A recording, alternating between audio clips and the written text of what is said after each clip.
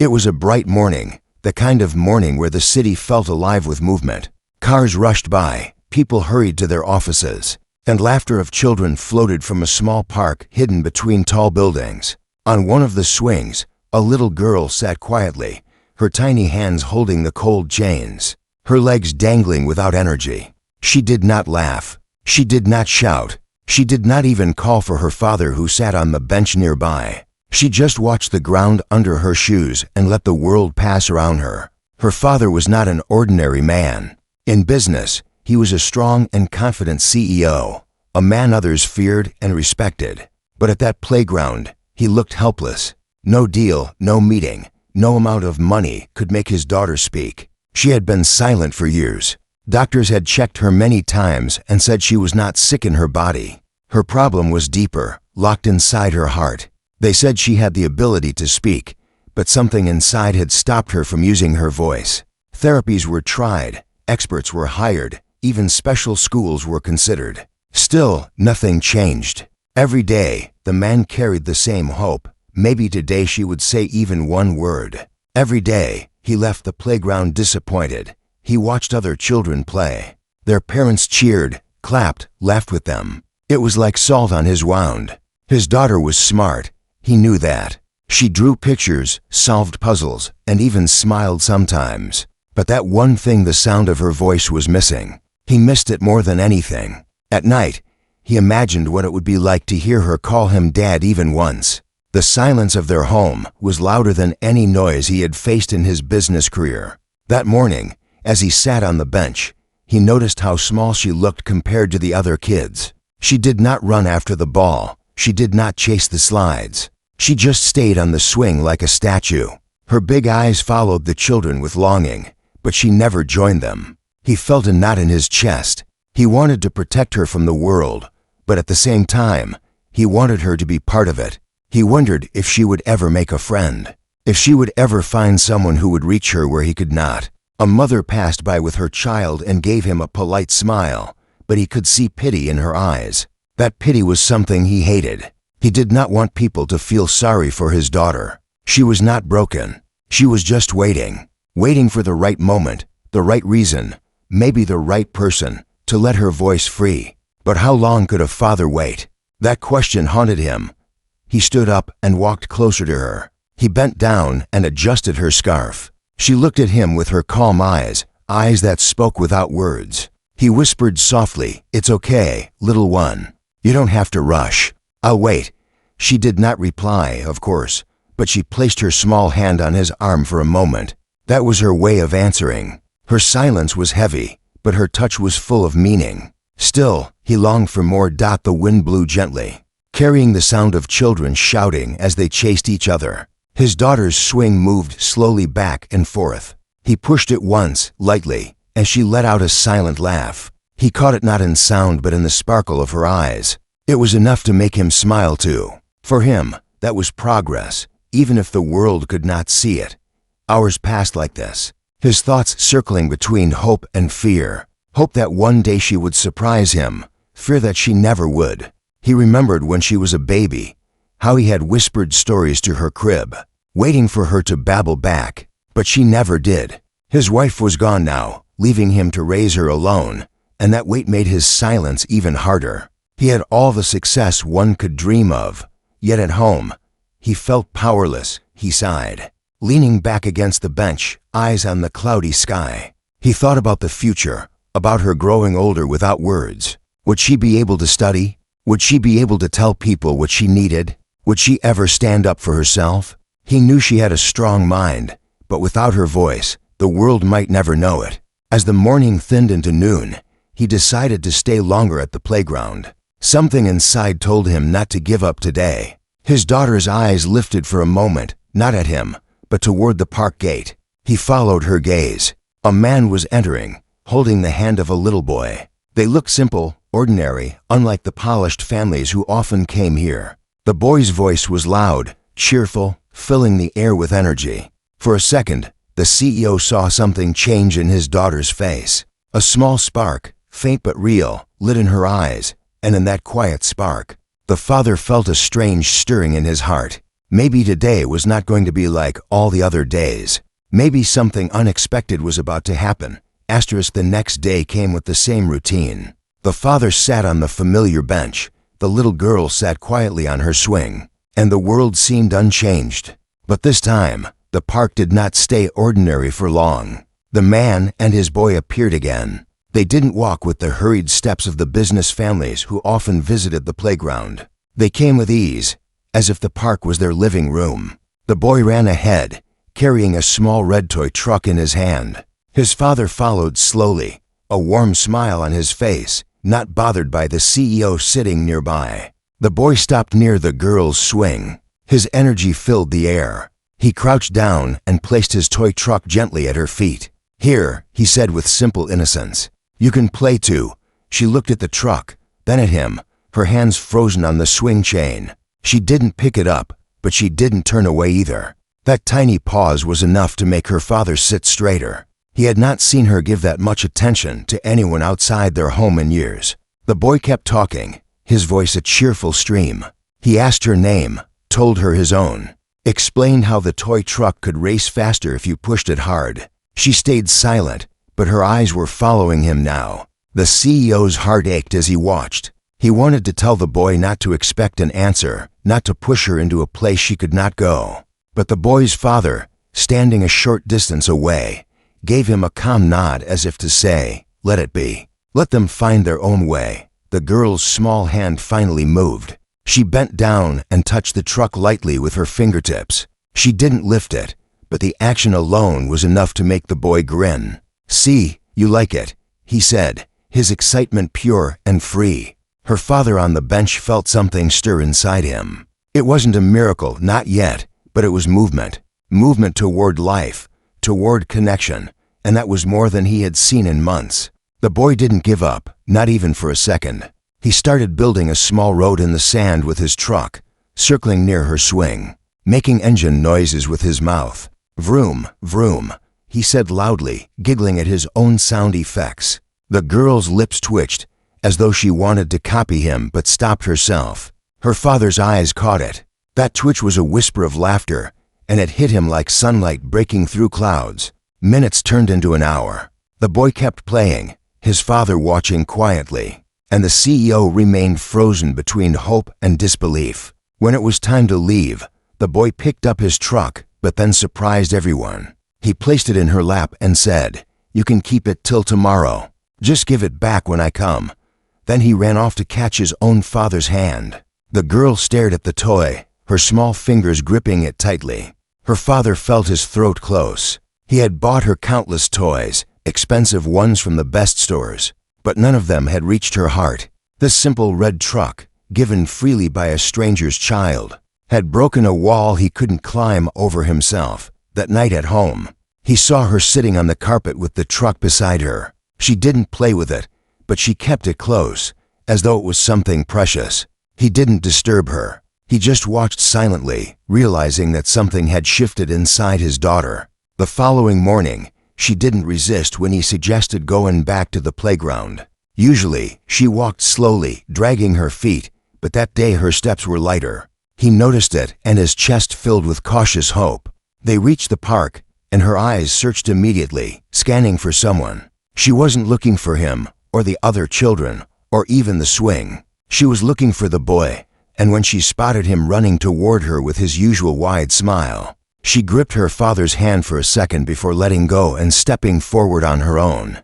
It was the smallest step, but for her father, it was the beginning of something far bigger than he could imagine. The boy didn't waste time. He pulled her gently toward the sandbox, placed the truck between them, and started talking again. His words a bridge she had never dared to cross. She stayed silent, but now her silence wasn't cold. It was listening, alive, waiting. And her father, watching from the bench, felt something he hadn't felt in years: real hope. He leaned back, letting out a breath he didn't know he had been holding. Maybe, just maybe, this ordinary boy with his ordinary toy was going to do what no therapist, no doctor, and no fortune could do. And deep inside, he knew that life was about to change in a way he had never expected. The days began to form a pattern. Every morning, the CEO brought his daughter to the playground, and every morning, the single dad came with his boy. What once felt like endless hours of silence now carried a new rhythm. The girl didn't speak yet, but her silence had changed. It wasn't heavy anymore. It wasn't empty. It was filled with watching, listening, and small moments of response that only a father's eyes could recognize. The boy had the gift of patience, though he didn't even realize it. Children rarely do. He talked endlessly, laughing at his own jokes, showing her how to build castles in the sand, telling her stories of superheroes he imagined. She never replied, but sometimes she smiled. Sometimes her hand moved to copy what he was doing, and sometimes, when he laughed too loudly, her shoulders shook in a way her father had never seen before. It looked like she wanted to laugh too. The CEO sat on the bench, watching all of this unfold, his heart fighting between hope and fear. He was not a man used to waiting. In his world, things happened fast. Contracts signed, decisions made, deals closed. But this was different. With his daughter, he had learned that time was not in his control. He had spent years trying to fix her silence with effort, money, even desperation. And now, this ordinary child was breaking through simply by being himself. It humbled him. One afternoon, the boy decided to share more than just his truck. He brought a small packet of biscuits from his backpack. Without asking, he placed one on her palm. She looked at it for a long moment, as though no one had ever trusted her with something so simple. Slowly, she lifted it to her lips and ate. Her father felt tears sting his eyes. It wasn't about the biscuits, it was about trust. She had accepted something from another child, something she rarely did even with adults. The boy's father watched too, standing with his hands in his pockets. He didn't interfere. He didn't push. He let his son lead the way. Sometimes the two men's eyes met across the playground. The CEO often felt the urge to explain, to warn him that his daughter would never respond, that she couldn't give what his boy expected. But each time he opened his mouth, the other man's calm expression stopped him. There was no pity in his eyes, only quiet confidence. As if he already knew something good would come, the playground became their silent meeting ground. The girl began stepping off the swing on her own, something she never did before. She walked toward the sandbox without waiting for her father to carry her. She started touching the toy truck freely, even pushing it back to the boy in her own way of playing. Small things, but to her father, they were miracles. One evening, after they returned home, he saw her drawing. She had always loved sketching, but that night her drawing was different. She drew two children, a boy with messy hair and a girl with long braids. The boy held out a truck. The girl was smiling. Her father stood at the doorway, his throat tight. She had never drawn herself with another child before. For years, her drawings were of animals, houses, or silent trees. This was new. This was connection. The next day, the CEO found himself watching the boy more closely. What was it about him that worked? He wasn't trained. He wasn't careful with his words. He wasn't even aware of her silence most of the time. He just accepted it. He never once asked, "Why don't you talk?" He never looked disappointed when she didn't reply. He just kept going, as if her silence was normal, as if she belonged exactly as she was. That, the father realized, was the difference. Everyone else had tried to fix her. This boy had only tried to include her. The CEO felt a strange gratitude toward the boy's father. He wanted to thank him, but the words didn't come easily. He was a man of power, not of feelings.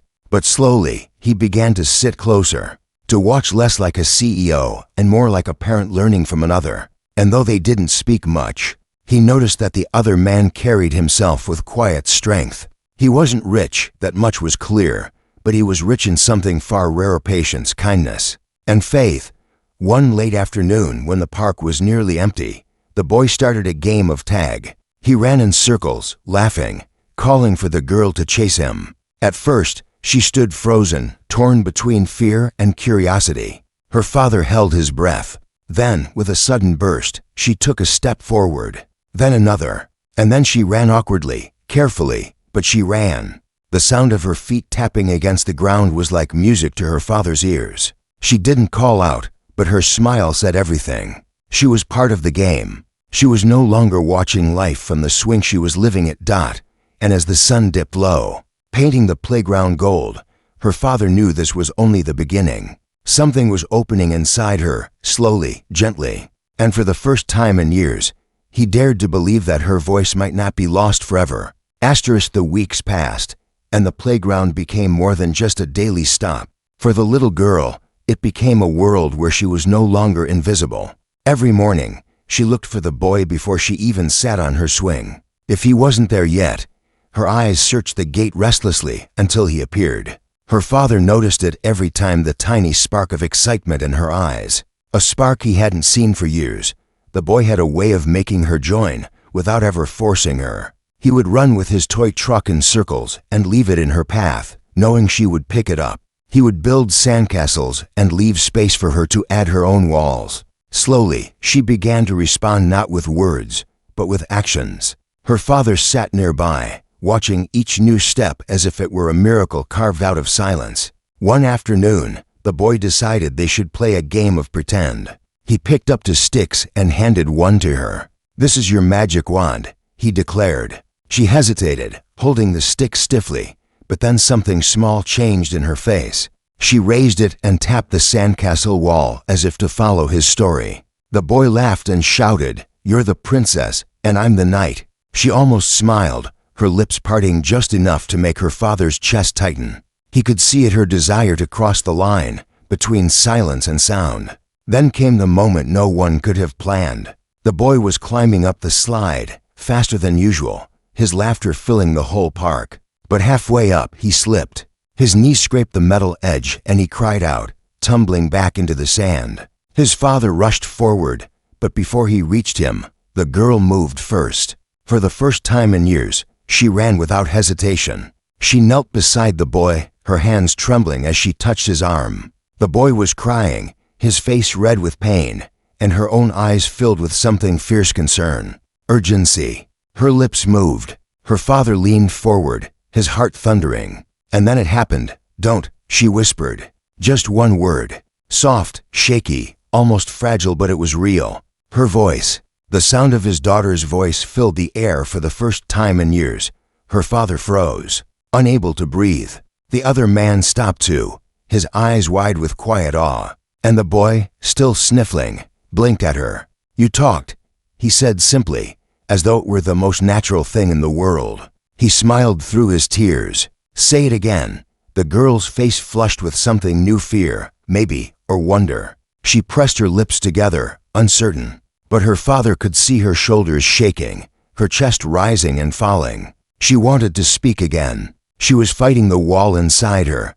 He walked closer, his hands trembling more than they ever had in a boardroom full of powerful men. He crouched down beside her, his voice breaking. "Sweetheart, I heard you."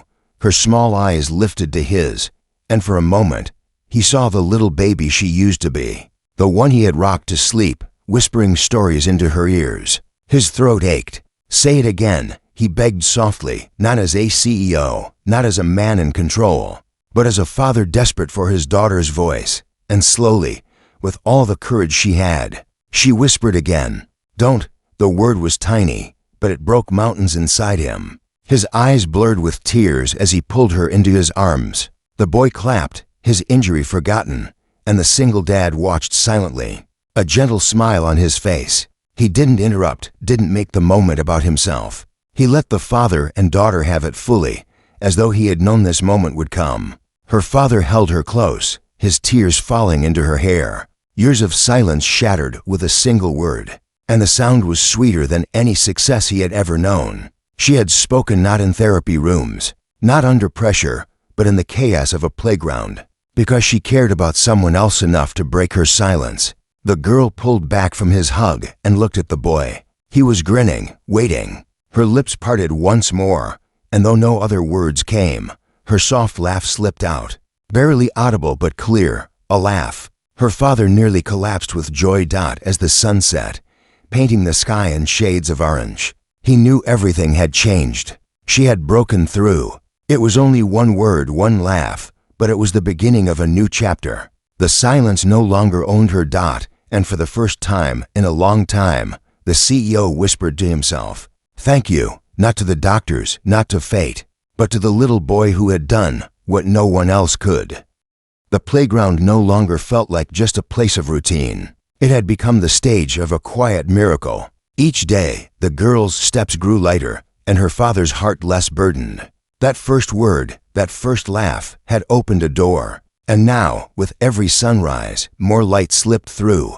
The boy didn't treat her any differently after she spoke. He didn't cheer as though he had won something, didn't look at her like she was extraordinary. He just kept playing, kept laughing, kept inviting her into his little world. And maybe that was why she trusted him even more. With him, she wasn't the CEO's mute daughter. She was just a child. Her father watched her carefully. At home, he noticed she whispered small words to herself, testing them, tasting them as though they were fragile treasures she had to protect. Sometimes she whispered truck, sometimes boy, and once, when he tucked her into bed, she said dad so softly he thought he had dreamed it. But he hadn't. It was real. The sound of that one word filled every corner of his soul. The CEO knew he owed something to the single dad, the quiet man who stood by the swings every day, letting his boy lead. One morning, he walked over to him while the children were playing. For a long moment, both men stood in silence,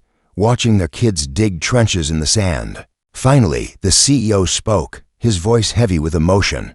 "I don't know how to thank you," he said honestly. "Your son has given my daughter something no doctor, no teacher, no amount of money could." The other man didn't look surprised. He only shrugged gently. He just saw a friend. Sometimes that's all it takes. The CEO studied him, trying to understand. In his world, everything had a price. But this man had given him the greatest gift of all, and he didn't want anything in return. When the CEO offered to help business, money, even a better job, the man shook his head.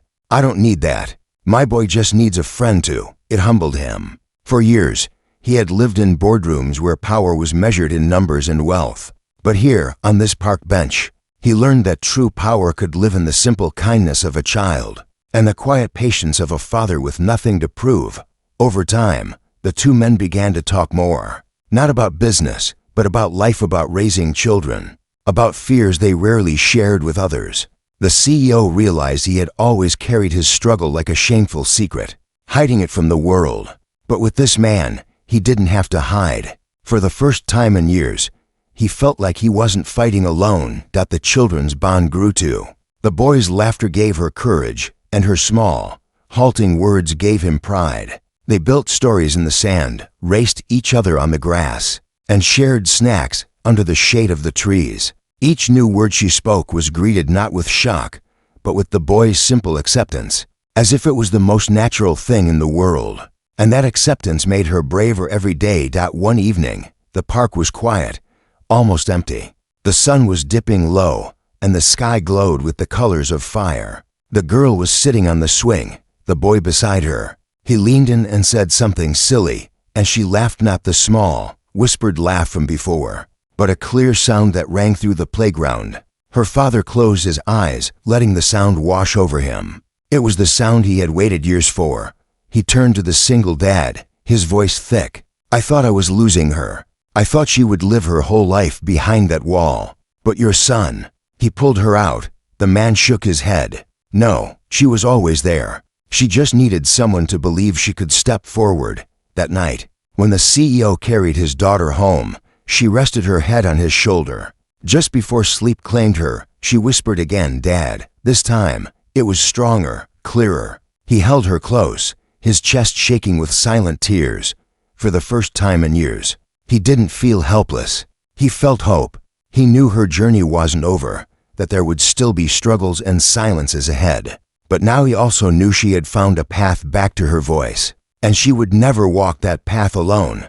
The next morning, as the two fathers watched their children play side by side, the CEO realized something simple but profound. He had spent his whole life believing power was about control, but true power, real strength, was in kindness, patience, and faith. And so, when people later asked him how his daughter found her voice, he never spoke of doctors or therapies. He simply said, because a little boy offered her friendship, and his father let it happen.